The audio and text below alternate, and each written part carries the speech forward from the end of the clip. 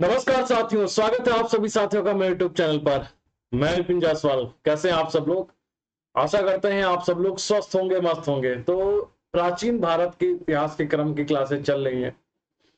अभी तक हमने मौर्य एरा तक चर्चा कर लिया है। उत्तर मौर्य काल पे हमारा टॉपिक है और आज हम लोग उत्तर मौर्य काल के समय में कुछ विदेशी आक्रमण हुए हैं उन पर चर्चा करेंगे।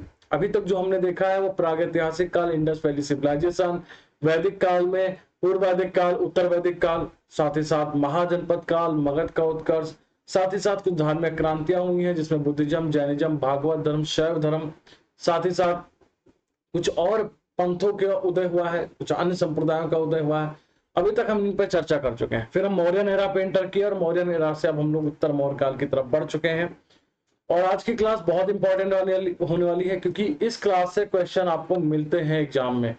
खासकर मैच करने वाले प्रश्न इस क्लास से मिल जाएंगे। या ज्यादा लंबी क्लास नहीं होने वाली है, ठीक है? तो चलिए आज की क्लास की हम शुरुआत करते हैं। इस क्लास को करने के दो फायदे हैं। पहला चीज तो क्या है, आपका कॉन्सेप्ट क्लियर हो रहा है, ठीक है? टॉपिक के बारे में पहले आपको बताया जा रहा है, पहले आपको समझाया जा रहा है उस टॉपिक के बारे में, उसके बाद उसके एमसीक्यू प्रीवियस ईयर क्वेश्चन कराए जा रहे हैं। तो एक साथ दो दो काम हो रहा है। तो बिल्कुल भैया, जितना लाभ इसका उठा सकते हैं उठा लीजिए और जितना अपने दोस्तों तक शेयर कर सकते हैं बिल्कुल शेयर करिए, ताकि क्या है, सभी दोस्तों तक ये फायदा, सभी दोस्तों को फायदा मिले इस क्लास का, ठीक है? तो चलिए शुरू करते हैं। और हाँ, अपना फीडबैक जरूर देके जाए करो प्लीज। आप लोग चैनल को सब्सक्राइब करिए, शेयर करते रहिए। चलिए शुरुआत करते हैं बिना देर के। तो आज हम बात करने वाले हैं, आज हम चर्चा करने वाले हैं कुछ विदेशी आक्रमण उत्तर मौर्य काल में। अगर हम चर्चा करते हैं सर, उत्तर मौर्य काल में कुछ विदेशी आक्रमण हुए हैं, उस पर हम लोग चर्चा करने वाले हैं। उत्तर मौर्य काल में कुछ विदेशी आक्रमण हुए हैं, उन पर हम लोग क्या करने वाले हैं, चर्चा करने वाले हैं। तो उत्तर पश्चिम में अगर देखा जाए पश्चिमी विदेशियों के आक्रमण, वो मौर्योत्तर काल की देखा जाए, उत्तर मौर्य काल की तो सबसे महत्वपूर्ण राजनीतिक घटना रही, राजनीतिक घटना रही है। जिसको हमने किस नाम से कहा, जिसको हमने इंडो ग्रीक आक्रमण के नाम से पुकारा है। किस नाम से? इंडो ग्रीक आक्रमण के नाम से पुकारा है। या कह सकते हैं भारतीय यूनानी, जो इनका टाइम पीरियड आएगा ना, ऐसे भारतीय यूनानी काल के नाम से इसको पुकारेंगे। तो उत्तर पश्चिम में पश्चिमी विदेशियों के आक्रमण मौर्योत्तर काल के देखा जाए तो ये सबसे महत्वपूर्ण राजनीतिक घटना हुआ करती थी। और इनमें सबसे पहले अगर कोई आक्रांता आ रहा है तो कौन आ रहा है? वो आ रहे हैं बैक्टीरिया के। सबसे पहले अगर देखा जाए कोई आक्रमणकारी आ रहे हैं तो सबसे पहले आक्रांता कौन हुआ करते थे? तो सबसे पहले आक्रांता थे जिनमें नाम था बैक्टीरिया के ग्रीक, बैक्टीरिया के ग्रीक, राइट, या यूनानी। ध्यान दीजिएगा भैया, बैक्टीरिया बैक्टीरिया तक न पहुंच जाइएगा, वो बायोलॉजी का है, वो क्या है, सामान्य विज्ञान का टॉपिक है, ठीक है? इस बात को ध्यान रखिएगा। तो बैक्टीरिया के ग्रीक हुआ करते थे, जिन्हें भारतीय साहित्य में इन्हें किस नाम से जाना गया है? भारतीय साहित्य में इन्हें यवन कह के पुकारा गया। क्या कह के पुकारा गया? यवन कह के पुकारा गया। सबसे पहले आक्रमणकारी देखा जाए तो सिकंदर देखने को मिलता है। सिकंदर कब आया था? तो सितंबर 326 ईसा पूर्व में आया हुआ था। सिकंदर कब आया था? सिकंदर 326 ईसा पूर्व में आया था। सिकंदर के बाद में देखा जाए तो भारतीय सेना में भारतीय सीमा में सर्वप्रथम प्रवेश करने का जो श्रेय दिया जाता है वो ड्रेमेटियस प्रथम को जाता है। इसने 183 बीसी में के लगभग 183 बीसी के आसपास में पंजाब के कुछ भाग को जीत करके क्या है, शाकल को अपनी राजधानी बनाया था। शाकल को इसने अपनी राजधानी बनाया था, राइट। साथ ही साथ ड्रेमेडियस ने भारतीयों के राजा की उपाधि धारण की थी। और इसके जो लेख हमें मिलते हैं वो लेख किस में मिलते हैं? ये यूनानी और खरष्टी दोनों में मिलते हैं। यूनानी और खरष्टी दोनों में मिलते हैं। ड्रेमेडियस के उपरांत देखा जाए तो यूक्रेटाइटिस ने भारतीय कुछ हिस्सों को जीत करके तक्षशिला में अपनी राजधानी बनाई, ठीक है। और उसके बाद आता है मेनेंडर। उसके बाद कौन आता है? मेनेंडर। एक सेकंड, हमें लग रहा है पीछे कोई स्लाइड छूटी हुई है क्या? एक सेकंड, एक सेकंड। हाँ, ठीक है। तो मरणोत्तर काल में यूनानी भारत में बैक्टीरिया के पश्चिम से आए हुए थे। बैक्टीरिया क्या है? हिंदू कुश पर्वत के पश्चिम से ये आए हुए थे। और पहला वंश कौन सा हुआ करता था? यूथिडेमस वंश। यूथिडेमस वंश हुआ करता था, जिसे हम क्या इंडो ग्रीक वंश के नाम से जानते हैं। इंडो ग्रीक वंश के नाम से क्या है जानते हैं। हमने बताया कि यूथिडेमस वंश का संस्थापक कौन हुआ करता था? यूथिडेमस हुआ करता था, जो 2012 बीसी के आसपास में बैक्टीरिया का गवर्नर बना था। और यूथिडेमस की मृत्यु के बाद डेमेट्रियस बैक्टीरिया का क्या बनता है? बैक्टीरिया का शासक बनता है, राइट। तो डेमेट्रियस ने क्या किया था? डेमेट्रियस ने आपको बता दिए भारतीयों के राजा की उपाधि धारण की थी। इसने क्या किए थे? भारतीयों के राजा की इसने उपाधि धारण की थी। साथ ही साथ इसने यूनानी और खरिष्टी दोनों लिपियों में क्या है? इसने सिक्के चलाए थे। ठीक है, इसने पंजाब के कुछ हिस्सों को जीता था। कब जीता था? वही लगभग 183 बीसी के आसपास में से क्या पंजाब के कुछ हिस्सों को जीत लिया था। और उसे अपनी राजधानी क्या है जीत करके क्या है उसे अपनी राजधानी बना करके क्या साकल को इसने, इसकी राजधानी क्या हुआ करती थी? इसकी राजधानी हुआ करती थी साकल। तो साकल को इसने अपनी राजधानी बनाई और क्या है वहां पर अपना शासन किया था। हमने आपको बताया इसके सिक्के हमें दोनों भाषाओं में मिलते हैं। दोनों भाषाओं इन द सेंस क्या है? ठीक है, दोनों लिपियों में मिलते हैं। यूनानी और खरोष्ठी दोनों लिपियों में मिलता है। डेमेट्रियस के बाद देखा जाए तो तक्षशिला की डेमेट्रियस के बाद यूक्रेटाइटस शासक बनता है। और यूक्रेटाइटस शासक बनने के पश्चात क्या उसने तक्षशिला को अपनी राजधानी बनाई। तो डेमेट्रियस बैक्टीरिया का पहला संप्रभुता संपन्न शासक हुआ करता था। संप्रभुता संपन्न। और मरणोत्तर काल में प्रथम जो यूनानी आक्रमण हुए हैं, जो अभी बता चुके हैं, वो डेमेट्रियस के नेतृत्व में यूनानी आक्रमण हुआ था। अगला शासक क्या है? मिनांडर। मिनांडर के बारे में बात किया जाए तो सबसे प्रसिद्ध यवन शासक हुआ करता है।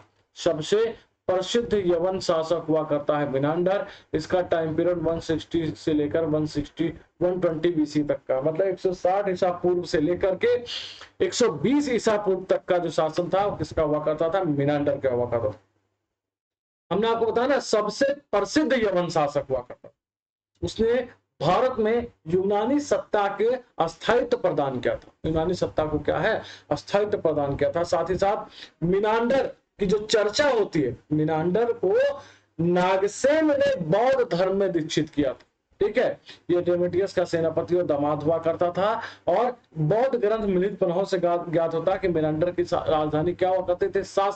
क्या साकल हुआ करते थे। मिनांडर ये बौद्ध धर्म इसने स्वीकार कर लिया था। तो बौद्ध धर्म की दीक्षा किसने दी थी? तो मिनांडर को बौद्ध धर्म की दीक्षा किसने दी थी? नागसेन ने दी थी। किसने दी थी? नागसेन ने दी थी।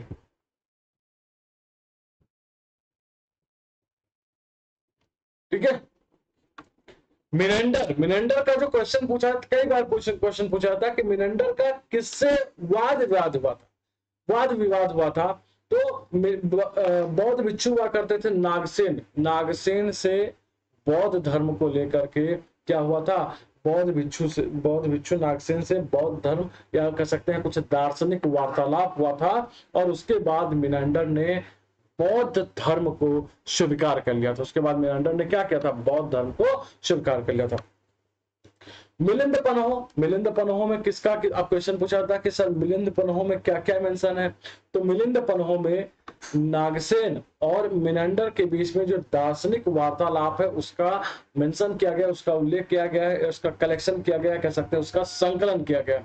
तो मिलिंद पन्हों ग्रंथ की रचना नागसेन ने की। अब दूसरा क्वेश्चन क्या बन सकता है यहाँ पर? क्या मिनांडर और नागदशक दोनों समकालीन है? क्या मिनांडर और नागदशक दोनों समकालीन है? यस, दोनों समकालीन। यस, दोनों क्या है? समकालीन है। तो मिलिंद पन्हों ग्रंथ की रचना नागसेन ने किया था। मिनांडर पहला यूनानी शासक था। मिनांडर पहला यूनानी शासक था जो भारत में आकर के क्या कर रहा है? जिसने भारत में आकर के बौद्ध धर्म को ग्रहण कर लिया था। मिनांडर पहला यूनानी शासक था जो भारत में आकर के बौद्ध धर्म ग्रहण किया था, या इसने कह सकते हैं बौद्ध धर्म को इसने स्वीकार कर लिया था। एक पॉइंट साइड में लिख लीजिएगा कि मिलिंद पन्हों में नागसेन और मिनांडर के बीच वार्तालाप का उल्लेख है। वार्तालाप का क्या है? उल्लेख है। तो बौद्ध धर्म क्या करके इसने ग्रहण कर लिया था। मिनांडर के बाद देखा जाए स्ट्रेटो प्रथम, तो मिनांडर की मृत्यु के बाद स्ट्रेटो प्रथम शासक बना और इसकी कुछ मुद्राएं हमें मथुरा से प्राप्त होती है। मथुरा से उत्खनन के माध्यम से क्या हो रही है, हमें कुछ मुद्राएं मिल रही हैं, तो पता चलता है कि किस काल है, वो प्रथम शताब्दी ईसा पूर्व के काल की है। जैसा कि आपने देखा कुछ आकृतियां बनी, आकृति सिक्के लोगों ने जारी किया। ठीक है, तो आपको बता दिया जाए तो ये मथुरा से क्या है, मथुरा से हमें क्या मिल रही है, मथुरा से हमें कुछ इनकी मुद्राएं प्राप्त हुई। कहां से, मथुरा से हमें इनकी कुछ मुद्राएं प्राप्त हुई है, राइट ना। चलिए आगे बढ़ते हैं। मथुरा से हमें क्या मिल रही है, कुछ मुद्राएं प्राप्त हो रही। इस वंश का अंतिम शासक कौन था, हिप्पोस्ट्रेटस। इस वंश का अंतिम शासक कौन हुआ करता था, हिप्पोस्ट्रेटस इस वंश का हुआ करता था। उसके साथ साथ एक और वंश है जिसका नाम है यूक्रेटाइटिस। यूक्रेटाइडिस या कहीं कुछ किताबें लिखती हैं यूक्रेटाइडिस वंश हुआ करता था। आपको बता दिया जाए यह हिंद यवन शासकों की दूसरी शाखा हुआ करती थी और इस वंश का सबसे जो शक्तिशाली शासक हुआ है, सबसे महत्वपूर्ण शासक हुआ है एंटियाल क्रीडस हुआ करता था। इस वंश का जो सबसे महत्वपूर्ण शासक था वो कौन सा था, एंटियान कोनस या कह सकते हैं एंटियाल क्रीडस हुआ करता था। ठीक है, तो 167 बीसी में एंटियोकस चतुर्थ का सेनापति हुआ करता था यूक्रेटाइडिस। इसने बैक्ट्रिया में विद्रोह किया और उसने यूक्रेटाइडिस वंश की क्या की थी, स्थापना की थी। इसकी मृत्यु के बाद इसका पुत्र हेराक्लिस शासक बनता है। इसका बनता है, हेराक्लिस शासक बनता है। और उसके पश्चात शासक कौन बनता है, तो उसके पश्चात एक शासक बनता है एंटियाल क्रीडस नामक एक क्या बनता है, शासक बनता है। एंटियाल क्रीडस नामक एक शासक बनता है। ठीक है, हेराक्लिस के बारे में जान लिया जाए तो हेराक्लिस के समय में बैक्ट्रिया पर शकों का आक्रमण हुआ था और उसे पराजित हुआ था। ठीक है, अंत में उससे क्या पराजित किया। हेराक्लिस ने भारत में यूक्रेटाइटिस वंश का सबसे महान शासक हुआ है। उसके साथ साथ एंटियाल किल्डस, ये इंपॉर्टेंट, ये नाम ये एकदम याद रखने आपको, एंटियाल किल्डस या एंटियाल किल्डस, ये याद रखना। इसके पीछे कारण भी, क्योंकि इसी का समकालीन शासक जो मगध में राज्य कर रहा था उस शासक का नाम था बागभद्र। उस शासक का क्या नाम था, बागभद्र। तो आपको बता दिया जाए बागभद्र के दरबार में इसने अपना राजदूत बनाकर किसको भेजा था, हेलियोडोरस को। हेलियोडोरस किसके दरबार में आ रहे हैं, बागभद्र के दरबार में आ रहे हैं। किसका दूत बन के आ रहा है, एंटियाल किल्डस का दूत बनकर के आ रहा है। और हेलियोडोरस, अब यहां से क्वेश्चन भी पूछा सकता है कि हेलियोडोरस किसका समकालीन था, बागभद्र का समकालीन था। दूसरा यहां से क्वेश्चन क्या बन रहा है कि हेलियोडोरस किसका राजदूत था, एंटियाल किल्डस का। एंटियाल किल्डस का क्या हुआ करता था, राजदूत हुआ करता था। ठीक है, तो ये क्वेश्चन बन रहा है। साथ ही साथ हेलियोडोरस आता है मगध में उस समय मगध का जो केंद्र हुआ करता था, उज्जैन भी केंद्र हुआ करता था, पाटलिपुत्रा भी केंद्र हुआ करता था। तो ये विदिशा में आता है वहां पर, और वहां पर बागभद्र से काफी ज्यादा ये प्रभावित होता है। और प्रभावित होकर के साथ ही साथ बागभद्र से प्रभावित होता है, जो बागभद्र जो वैष्णव धर्म का मानने, भागवत धर्म का मानने वाला था, उसके धर्म से भी प्रभावित होता है।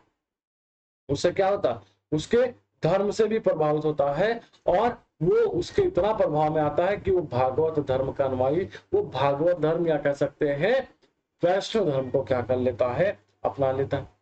ठीक है, अब वैष्णव धर्म और वैष्णव धर्म या भागवत धर्म अपनाने के स्मरण स्वरूप उसने क्या किया, विदिशा में एक गरुड़ स्तंभ, विदिशा के देशनगर में, कहां पर, हेलियोडोरस, विदिशा के देशनगर में गरुड़ ध्वज या कह सकते हैं गरुड़ स्तंभ की स्थापना की। स्तंभ की क्या की स्थापना, गरुड़ ध्वज व स्तंभ क्या। अब कई कई बार क्वेश्चन पूछा जाता है कि हेलियोडोरस के द्वारा स्थापित जो ये गरुड़ ध्वज है वो कहाँ स्थित है, वेशनगर में स्थित है। वेशनगर के, या पूछ लिया ऐसे क्वेश्चन पूछा जाता कि वेशनगर में स्थापित गरुड़ ध्वज वो कहाँ पर, तो विदिशा। विदिशा कहाँ पड़ता है, ये एमपी में। विदिशा कहाँ पड़ता है? तो विदिशा एमपी में पड़ता है। ठीक है, तो इस वंश का अंतिम शासक कौन हुआ करता था? तो इस वंश का अंतिम शासक हरम्यूज हुआ करता था। इस वंश का अंतिम शासक कौन हुआ करता था? तो इस वंश का अंतिम शासक हरम्यूज हुआ करता था। चलिए आगे बढ़ते हैं। आइए थोड़ा सा हम बात करेंगे शक शासक, शक शासक पर बात करेंगे। तो शक शासकों को अगर हम देखा जाए तो हम शक शासकों को अलग अलग भागों में बांटते हैं। एक आपके कौन आ जाते हैं? उत्तरी क्षत्रप। उत्तरी क्षत्रप जिसमें कौन कौन होते हैं? इसके अंतर्गत भी इनको दो भागों में बांटा जाता है। एक तक्षशिला के शक हैं, एक क्या है? तक्षशिला के शक होंगे, और दूसरा कौन से हैं? दूसरा आपके मथुरा के शक होंगे, मथुरा के शक होंगे। इसको हम किस भागों में बांटते हैं? पश्चिमी क्षत्रप के हिसाब से बांटते हैं। इसको क्या बांटते हैं? पश्चिमी क्षत्रप के हिसाब से बांटते हैं। इसको भी दो भागों में बांटते हैं। ये क्या है? एक नासिक के शक, एक कौन है? नासिक के शक, जो कि नासिक के शक जो कि क्षयरात्र वंश के हैं, क्षयरात्र शक है। और दूसरा आपके कौन है? उज्जैन शक, जिनको हम क्या कहते हैं? जिनको हम कादर्मक शक कहते हैं। ठीक है, ये शक हुआ। तो शक कहाँ के रहने वाले थे? शक मध्य एशिया के जैगजार्टिस प्रदेश के निवासी हुआ करते थे। चीनी ग्रंथों में से सही नाम से संबोधित किया गया है। चीनी ग्रंथों में से क्या है? सही नाम से संबोधित किया गया। चीनी ग्रंथों में से किस नाम से संबोधित किया है? चीनी ग्रंथों में से सही नाम से क्या है? संबोधित किया गया है। ठीक है, चलिए। चीनी ग्रंथों से ज्ञात होता है कि मंगोलिया के दो खानाबदोश जातियां हुआ करती थी। कौन? हुंगनू और यूची। ये आपस में क्या है? संघर्षरत हुआ। यूची किसे कहते हैं? तो यूची कोईसांग वंश को कहते हैं। कोईसांग वंश, या यूची किसको कहते हैं? तो यूची तोखारियन को कहते हैं। और यही आगे चल करके कुषाण कहलाते हैं। और ये आगे चल करके क्या है? कुषाण कहलाते हैं।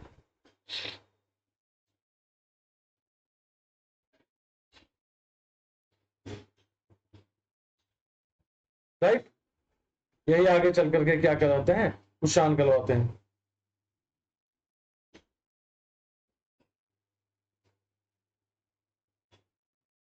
चलिए आगे बढ़ते हैं, आगे हम बढ़ते हैं। शकों के भारत में आने के दो मार्ग हुआ करते थे। शकों के भारत में आने के कितने मार्ग हुआ करते थे? तो दो मार्ग हुआ करते थे। शकों को क्या है? भारत में आने के क्या हुआ करते थे? दो मार्ग हुआ करते थे। कौन कौन से मार्ग हुआ करते थे? एक तो सिंधु नदी की घाटी, जिसको हम क्या कहते हैं? उत्तरी मार्ग कहते हैं। और दूसरी क्या हुआ करते थे? ईरान, दक्षिण मार्ग हुआ करता था। ईरान, एक को क्या कहते थे? दक्षिण मार्ग कहा करते थे। ठीक है, दक्षिण मार्ग हुआ करते थे। दो तरीके से क्या है? भारत में एंटर करते थे। तो यूनानियों के तो शक भारत में दो शाखाओं में विभाजित होकर के आए हैं। एक कौन सा है? उत्तरी क्षत्रप। उत्तरी क्षत्रप के अंतर्गत तक्षशिला और मथुरा तक क्या है? मथुरा शक इसमें शामिल हुआ करते थे। और दूसरे पश्चिमी क्षेत्र में, जिसमें नासिक और उज्जैन के शक शामिल हुआ करते थे। आइए तक्षशिला के शक की बात करते हैं। तो तक्षशिला के शक में कौन हुआ करता था? तक्षशिला के शक में अगर देखा जाए तो इसका शासक कौन हुआ करता था? म्यूस प्रथम हुआ करता था। ठीक है, म्यूस प्रथम हुआ करता था। इस शक के बारे में देखा जाए तो मोग या मावेज या भारत या म्यूस, ये भारत में प्रथम शासक था जो भारत में, ठीक है, भारत में प्रथम शक विजेता हुआ करता था। भारत में प्रथम शक विजेता हुआ करता था। राइट,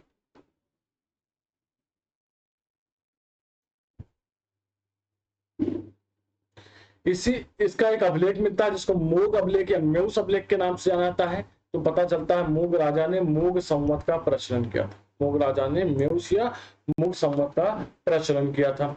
आगे हम बात करते हैं। तो अगला हमें आपको क्या मिलेगा? अगला हमें मिलेगा मथुरा शक। क्या मिलेगा अगला? अगला हमको मिलेगा मथुरा शक। और मथुरा शक के राजा कौन हुआ करते थे? तो मथुरा शक का पहला राजा राजुल था, प्रथम शासक था, प्रथम शक शासक मथुरा शक की शाखा का। ठीक है, प्रथम शक शासक कौन सी शाखा? शाखा इसकी कौन सी? तो शाखा इसकी मथुरा हुआ करती।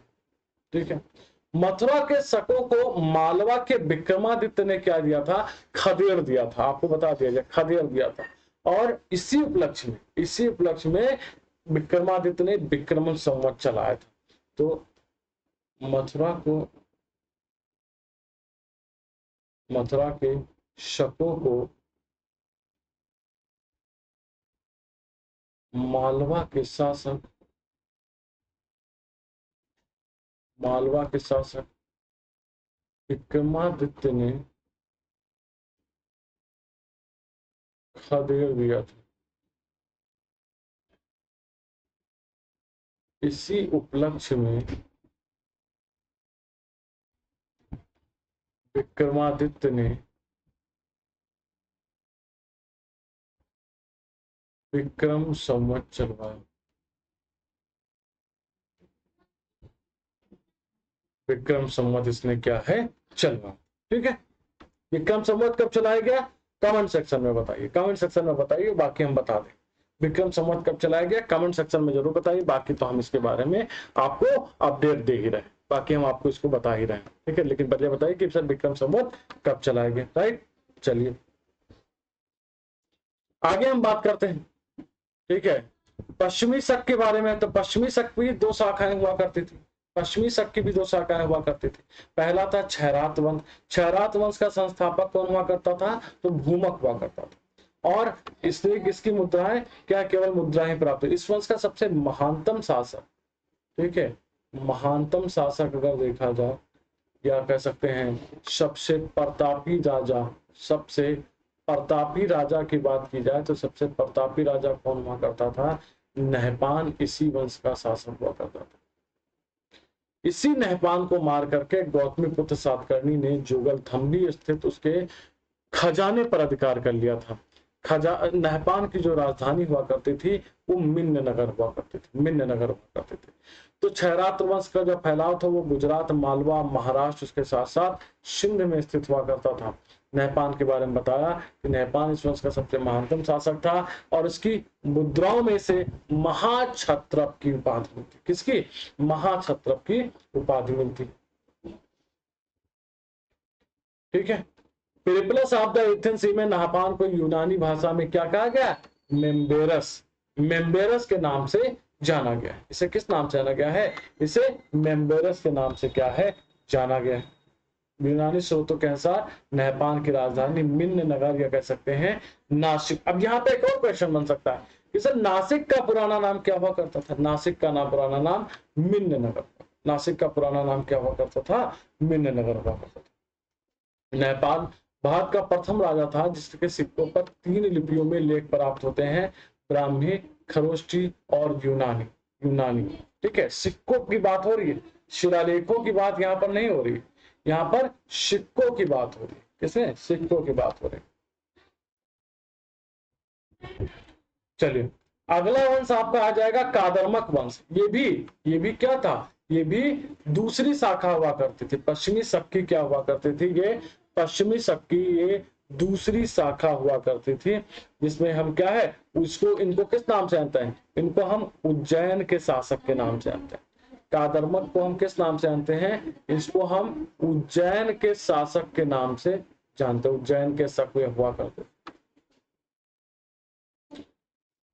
यशोमतिक इस वंश का संस्थापक कौन था, यशोमतिक इस वंश का संस्थापक हुआ करता था और यशोमतिक का पुत्र चष्टन इस वंश का पहला महत्वपूर्ण शासक था। यही कारण है कि कार्दमक वंश को किस नाम से जानता है, चष्टन वंश के नाम से भी जाना जाता है। तो वास्तविक संस्थापक चष्टन को कहा जाएगा। इस वंश का सबसे महानतम शासक है रुद्रदामन, और रुद्रदामन सबसे ज्यादा इंपॉर्टेंट इसलिए क्योंकि एक रुद्रदामन का जूनागढ़ अभिलेख है, रुद्रदामन का जूनागढ़ अभिलेख है, वो बहुत इंपॉर्टेंट है। तो रुद्रदामन इस वंश का सबसे महान शासक हुआ करता था, या कुछ समय तक अपने दादा चष्टन के साथ मिलकर के शासन किया। इसी को द्वैराज्य शासन प्रणाली, तो द्विराज्य शासन प्रणाली मतलब 2 राजा एक साथ शासन कर रहे हो, वो हमें कहाँ देखने को मिलती है, तो वो हमें शकों के अंतर्गत वो हमें क्या, वो हमें शकों के अंतर्गत देखने को मिलती है। रुद्रदामन की जो उपलब्धियां है उसका वर्णन उसके जूनागढ़ अभिलेख में प्राप्त होता है, जो संस्कृत भाषा में लिखा गया प्रथम अभिलेख, क्योंकि संस्कृत भाषा में क्या है, लिखा गया प्रथम अभिलेख है। रुद्रदामन अभिलेख को या जूनागढ़ अभिलेख, रुद्रदामन के जूनागढ़ अभिलेख को इसे किस नाम से जानते हैं, इसे गिरिनार अभिलेख भी कहते हैं। इसे क्या कहते हैं, गिरिनार अभिलेख भी क्या है, इसे कहा जाता है। इसे किस नाम से जाना जाता है? तो इसे गिरिनार अभिलेख के नाम से जाना जाता था। आइए थोड़ा सा हम और चर्चा करते हैं इसी के बारे में। जूनागढ़ अभिलेख से ज्ञात होता है कि इसके समय सौराष्ट्र में सुदर्शन झील टूट गई थी। कमेंट सेक्शन में जरा बताइए कि सुदर्शन झील का निर्माण किसने करवाया था, क्योंकि हम तो बता चुके हैं, हम तो इससे जुड़े राजाओं के बारे में भी चर्चा कर चुके हैं। तो जूनागढ़ अभिलेख से ज्ञात होता है, और ध्यान दीजिए कि इसका जो रुद्रदामन का टाइम पीरियड है वो 130 से लेकर 150 एडी तक है, यानी कि ये रुद्रदामन का काल है। और हमने एक क्वेश्चन भी पीछे कराया था जिसमें पूछा गया था निम्न में से कौन से राजा, ईसा पूर्व के कौन से राजा हैं जिन्होंने सुदर्शन झील के लिए काम किया है। तो वहां पर हमने रुद्रदामन को इसलिए नहीं टिक किया था क्योंकि हमने आपको बताया कि जो रुद्रदामन है ईस्वी का शासन है। ईसा पूर्व पे कौन है? ईसा पूर्व पे चंद्रगुप्त मौर्य है और अशोक है। तो जरा कमेंट करके आपको बताना है कि सुदर्शन झील का निर्माण किसने करा। तो सुदर्शन झील टूट गए थे और अपने अमात्य शुविशाख की देखरेख में इसने जीर्णोद्धार करवाया था। इसमें रुद्रदामन ने अपना निजी धन खर्च किया था, मतलब बेकार कर नहीं लगाया था, फ्री का किसी से काम नहीं करवाया था, राजकोष का काम नहीं किया, इसलिए रुद्रदामन ने स्वयं अपना धन लगाया। ठीक है, तो रुद्रदामन ने अपना निजी धन खर्च किया था। इस वंश का अंतिम शासक कौन हुआ करता था? रुद्र सिंह तृतीय हुआ करता था। ठीक है, रुद्र सिंह तृतीय जिसे गुप्त शासक कौन हुआ करता था? चंद्रगुप्त द्वितीय। तो चंद्रगुप्त द्वितीय ने पराजित करके पश्चिमी क्षत्रपों के राज्य को अपने राज्य में मिला लिया था। पश्चिमी क्षत्रप के राज्य को अपने राज्य में क्या है, इसको मिला लिया था। राइट है। सुदर्शन झील, तो सुदर्शन झील का सर्वप्रथम अभिलेख अगर देखा जाए तो यही आपका रुद्रदामन का जूनागढ़ अभिलेख है। रुद्रदामन का जूनागढ़ अभिलेख हुआ करता है और उसमें लिखता है कि रुद्रदामन ने अपने राज्यपाल सुविशाख के निर्देशन में सुदर्शन बांध की क्या कराई थी? मरम्मत। रुद्रदामन ने सातवाहन नरेश वशिष्ठ पुत्र पलवामी को भी 2 बार पराजित किया था। लगभग 388 ईस्वी में चंद्रगुप्त द्वितीय ने रुद्र सिंह तृतीय को पराजित कर शक राज्य को गुप्त राज्य में मिला लिया था। और इसी युद्ध के पश्चात क्या है, शकों को पराजित करने के उपलक्ष्य में चंद्रगुप्त सेकंड ने विक्रमादित्य की उपाधि धारण की थी। किसकी उपाधि धारण की थी? विक्रमादित्य की उपाधि धारण की थी। विक्रमादित्य की क्या इसने उपाधि धारण की थी।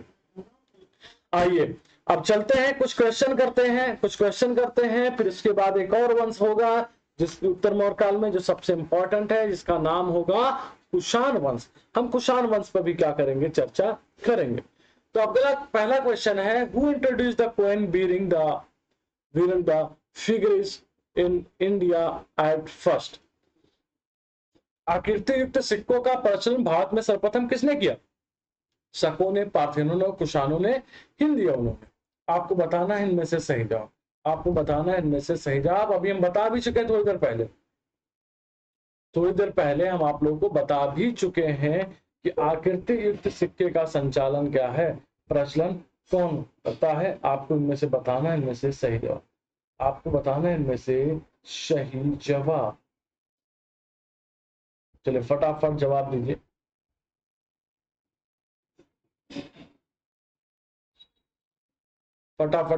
कमेंट सेक्शन में जवाब दीजिए। मैं कमेंट एक एक करके रीड करता रहता हूँ आप सभी के। आकृतिक सिक्कों का प्रचलन भारत में किसने किया था? तो भारत में सर्वप्रथम आकृतिक सिक्कों का प्रचलन हिंद यवन शासकों के सिक्कों पर मिलता है, इंडो ग्रीक शासकों के सिक्कों पर मिलता है। हिंद यवन शासकों के बहुसंख्यक सिक्के पश्चिमी, उत्तर पश्चिमी और मध्य भारत के विभिन्न स्थानों से प्राप्त किए गए। पश्चिमी पंजाब और सिंध की निचली घाटी में डेमेटियस की हमें ताम्र मुद्राएं भी प्राप्त हुई हैं, जिसपे यूनानी और खरोष्टी दोनों लिपियों में हमें लेख मिलते हुए हैं। लेख उत्कीर्ण हुआ करता। ठीक है, निम्नलिखित में से अगला क्वेश्चन आपके सामने है कि निम्नलिखित में से कौन अन्य तीनों से क्या है, कौन सा एक अन्य तीनों के समसामयिक नहीं था, कंटेम्परेरी नहीं था। ठीक है, बिंदुसार, गौतम बुद्ध, मिलिंद और Prasenjit. Which one of the following was not contemporary to three others? निम्नलिखित में से कौन सा एक अन्य तीनों के समसामयिक नहीं था? तो आपको बता दिया जाए बिंदुसार का टाइम पीरियड क्या है, 5वीं शताब्दी ईसा पूर्व था। बिंबिसार गौतम बुद्ध भी 563 के आसपास में थे। प्रसेनजीत, ये तीनों समकालीन थे, ये तीनों समकालीन थे। मिलिंद का जो टाइम पीरियड आता है, मिलिंद का टाइम पीरियड बाद में आता है, तो मिलिंद क्या है, इसका समकालीन नहीं है। ये मिलिंद क्या था, ये मौर्योत्तर काल का हिंद यवन शासक था। मौर्योत्तर काल का हिंद यवन शासक हुआ, हिंद यवन शासक हुआ था। निम्नलिखित में से हमारे देश को इंडिया, निम्नलिखित में से अगला प्रश्न है आपके सामने कि निम्नलिखित में से हमारे देश को इंडिया संबोधित करने वाले कौन थे? यूनानी, ईरानी, अरबवासी और तुर्क। निम्नलिखित में से हमारे देश को इंडिया संबोधित करने वाले कौन थे? यूनानी, ईरानी, अरबवासी, तुर्क। तो यूनानी लोग जो हैं, अगर देखा जाए तो यूनानी लोग क्या कहते हैं, ये शाह को हा कहते हैं, शाह को क्या कहते हैं, हाँ कहते हैं। इंडस देखा जाए तो इंडस कहने लगे, इंडिया शब्द से अगर देखा जाए तो इंडिया को किसने कहा था, तो इंडिया को यूनानी ने कहा था, यूनानी सॉरी अरबवासी शाह को हाँ कहते हैं। लेकिन सिंधु को क्या कहने लगे थे, यूनानी इंडस कहने लगे, सिंधु को यूनानी इंडस कहने लगे थे। और आगे चल करके उस पर बसे लोगों को क्या कहने लगे, इंडियन कहने लगे। आगे चल करके यही भारत का नाम इसी आधार पर इंडिया पड़ा। हाँ, हिंदू किसने कहा था, हिंदू यहाँ के निवासियों को तो अरबवासियों ने हिंदू कहा था, राइट। चलिए 2 क्वेश्चन यहाँ पे पता चल गया। अगला क्वेश्चन है, मध्य प्रदेश में विदिशा के पास वेश नगर में गरुड़ ध्वज किसने बनवाया? Who built गरुड़ ध्वज पिलर एट वेश नगर नियर विदिशा इन मध्य प्रदेश? मध्य प्रदेश में विदिशा के पास वेश नगर में गरुड़ ध्वज किसने बनवाया? यूक्रिटाइडिस, मेनांडर, अपोलोडोरस, हेलियोडोरस। आपको बताना है इनमें से सही। हमने अभी तो बताया है, ठीक है, अभी तो हमने बताया है। एंटियालक्रीडस का दूत बन करके आया था, किसका नाम था, हेलियोडोरस। हेलियोडोरस किसके दरबार में आया था, ये भागभद्र के दरबार में आया था, भागभद्र के दरबार में ये आता है। देखिए, भागवत धर्म से प्रभावित होता है, भागवत धर्म से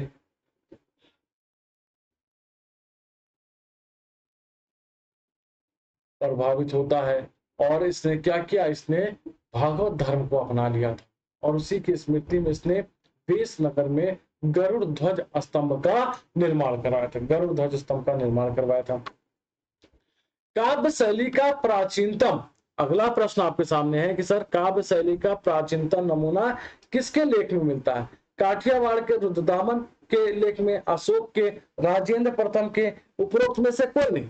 आपको बताना है इनमें से सही, आपको बताना है इनमें से सही जवाब। चलिए फटाफट जवाब लगाते रहिए, कमेंट सेक्शन में आप लोग चर्चा करते रहिए।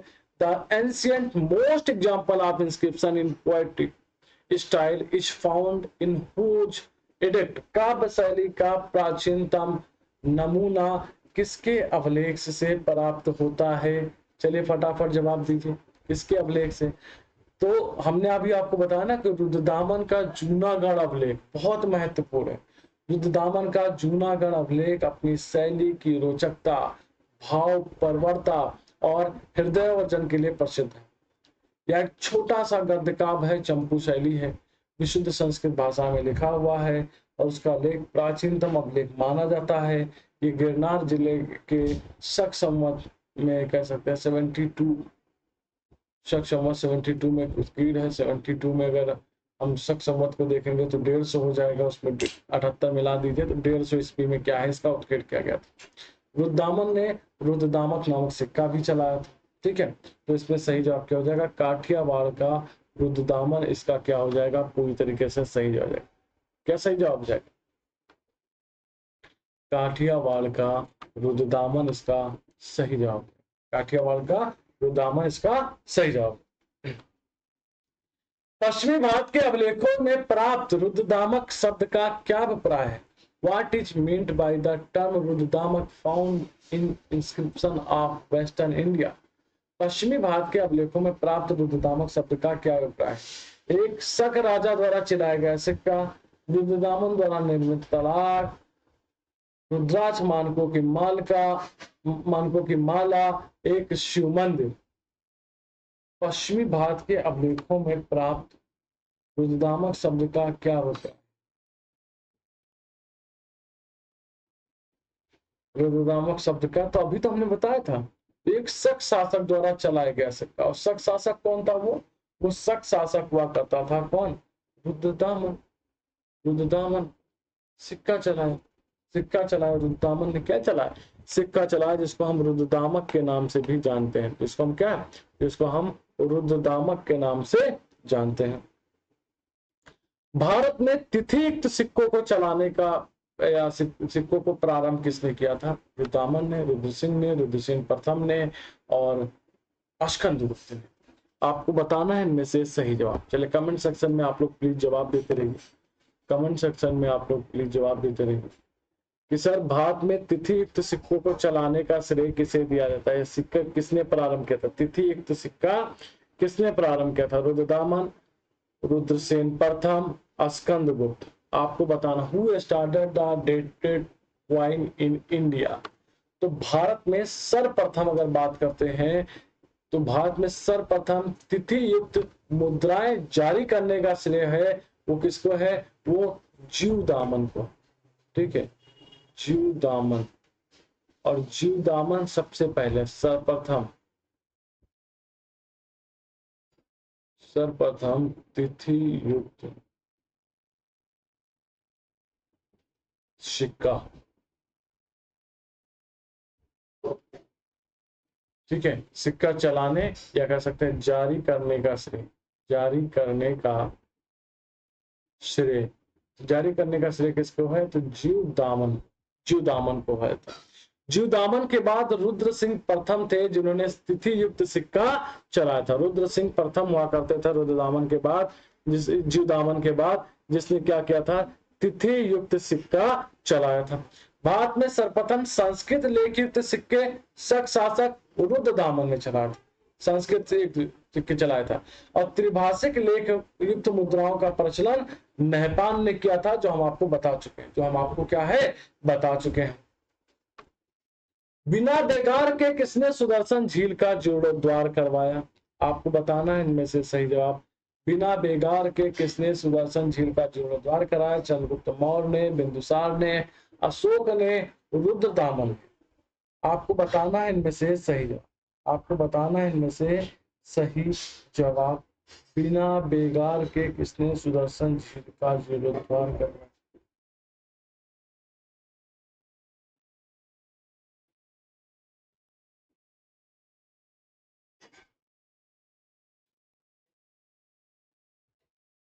चलिए, बिना बेगार के किसने सुदर्शन झील का जीर्णोद्धार करवाया? तो आपको बताना है इनमें से सही जवाब।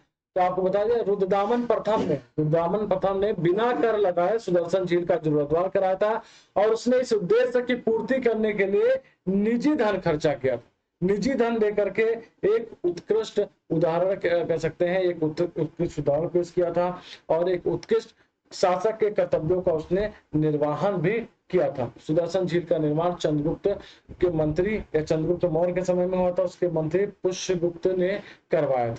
ठीक है, उसके बाद उसका जीर्णोद्धार अशोक के द्वारा करवाया गया। फिर उससे संबंधित रुद्रदामन है और फिर उससे संबंधित कौन आ जाएगा? उससे संबंधित आएंगे आपके कौन आए? उससे संबंधित आएंगे आपके अस्कंदगुप्त। निम्नलिखित पार्थियन शासकों में किसका शासनकाल प्रसिद्ध शिलालेख तख्त ए, ठीक है, तख्त ए बाही के निश्चित रूप से निर्धारित किया गया है? बोनोनीज, माउस, गोंदोफर्निज और अपेलोरियस। आपको बताना है इनमें से सही जवाब। आपको बताना है इसका सही जवाब।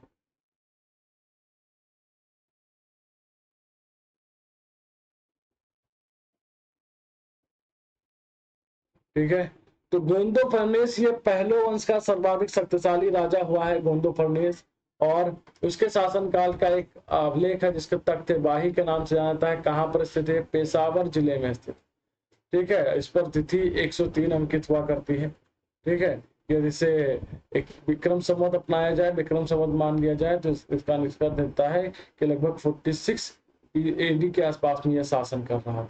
ठीक है, ये शासन कर रहा। तो गोंदो फर्नेज ये पहलो वंश का शासक हुआ करता था, पहलो वंश का। ठीक है, चलिए हाँ, तो चलिए आखिरी प्रश्न ये भी कर लेते हैं। उत्तर तथा पश्चिमी उत्तरी पश्चिमी भारत में सर्वाधिक संख्या में तांबे के सिक्के जारी करने का श्रेय किसे दिया जाता है? इंडो ग्रीक ने, कुशानों ने, शकों ने, प्रतिहारों ने? आपको बताना है इनमें से सही जवाब, आपको बताना है इनमें से सही जवाब। जिसका सही जवाब क्या? कुशान। उत्तर पश्चिम भारत में स्वर्ण सिक्कों का प्रचलन यवन राज्यों ने कराया था। नियमित और पूर्ण रूप से प्रचित करने का श्रेय कुषाण राजाओं को जाता है, कुषाण राजाओं को जाता है। और सर्वाधिक तांबे के सिक्के कुषाणों ने चलाए। तो आज की क्लास को अब हम यहीं पर रोकेंगे, इस क्लास को। और आशा करते हैं कि आपके सारे पॉइंट क्लियर हो गए होंगे। यहाँ से क्वेश्चन आपको मिलिंद पन्हों से क्वेश्चन, और रुद्रदामन से क्वेश्चन, और नहपान से 3 पॉइंट से क्वेश्चन आपको मिलते हैं। अगली क्लास जो होगी वो कुषाण वंश पर होगी, तो कुषाण वंश पर हम चर्चा करेंगे। तो आज की क्लास में बस इतना रखते हैं। तो आप लोगों से निवेदन है, प्लीज चैनल को सब्सक्राइब करिए, लिंक को शेयर करिए, अपने दोस्तों तक, ज्यादा से ज्यादा दोस्तों तक पहुंचाइए और उन्हें जोड़िए। तो आज की क्लास में बस इतना ही। बहुत बहुत धन्यवाद। Thank you, bye bye, take care, जय हिंद। स्वस्थ रहिए, मस्त रहिए, खूब खुश रहिए, तरक्की करते रहिए। Thank you.